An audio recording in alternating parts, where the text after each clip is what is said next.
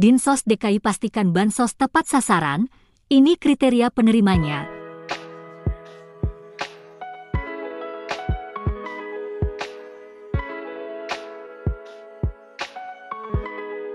Assalamualaikum warahmatullahi wabarakatuh. Kembali lagi ke channel YouTube aku, Karin Febrianti Valentini. Pemberian bantuan sosial, bansos, merupakan salah satu upaya yang dilakukan pemerintah untuk meningkatkan kesejahteraan warga. Namun, diperlukan pemadanan data secara berkala agar bansos yang diberikan dapat tepat sasaran. Inilah yang dilakukan Pemprov DKI Jakarta melalui Dinas Sosial bersinergi dengan Kementerian Koordinator Pembangunan Manusia dan Kebudayaan RI, Badan Kependudukan dan Keluarga Berencana Nasional, dan Badan Pusat Statistik.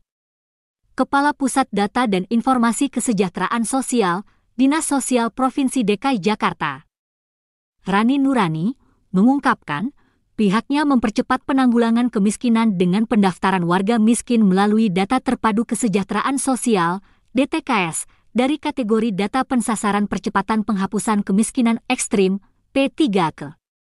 Ia menjelaskan, DTKS merupakan basis data yang digunakan dalam pemberian bantuan sosial kepada masyarakat secara nasional.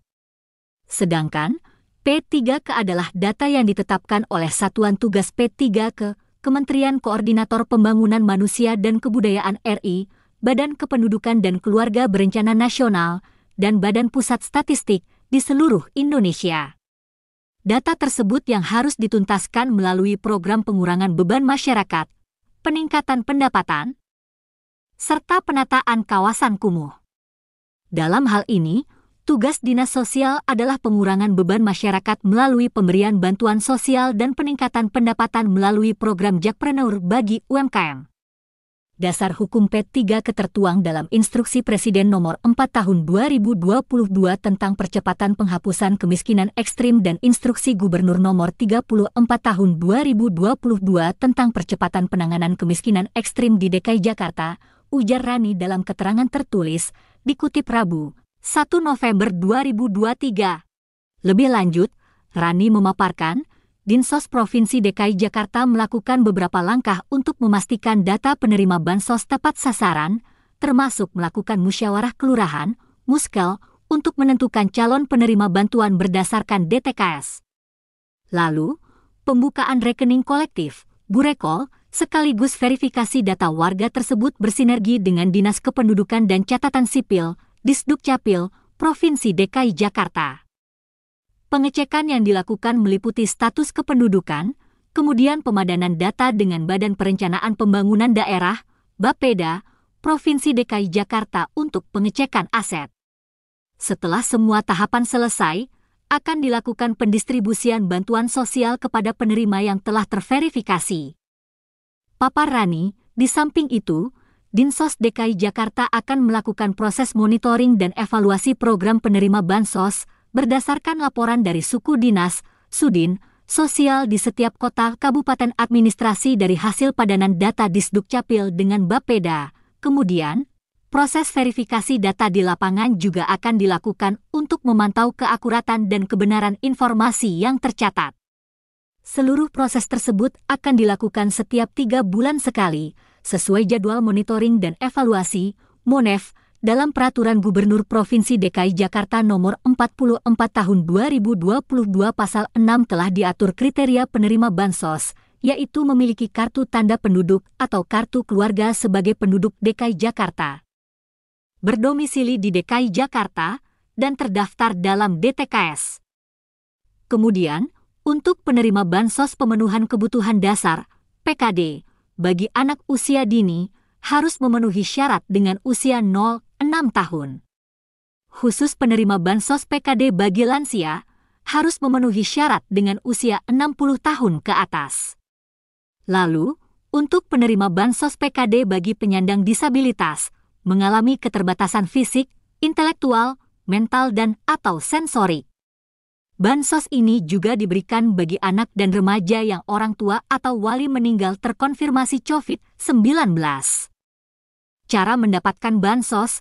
Untuk menjadi penerima bansos, warga harus terdaftar pada Data Terpadu Kesejahteraan Sosial, DTKS. Warga pun harus mengikuti alur penerima bansos, yakni lolos pemilihan calon penerima bansos di musyawarah kelurahan, Muskel.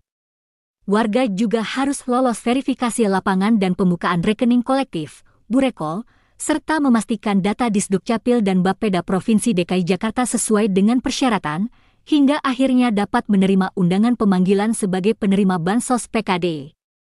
Lebih lanjut, Rani mengungkapkan, jumlah penerima bansos di DKI Jakarta pada 2023 secara keseluruhan sebanyak 245.749 orang. Angka tersebut terdiri dari 206.695 orang melalui Bantuan Kartu Lansia Jakarta, KLJ.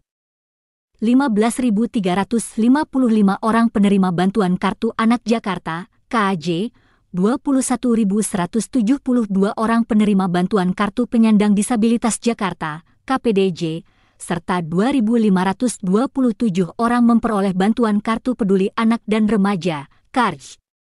Di lokasi yang sama, Rusmiati, yang juga penerima bansos KLJ, mengucapkan terima kasih atas bantuan dana yang diterimanya.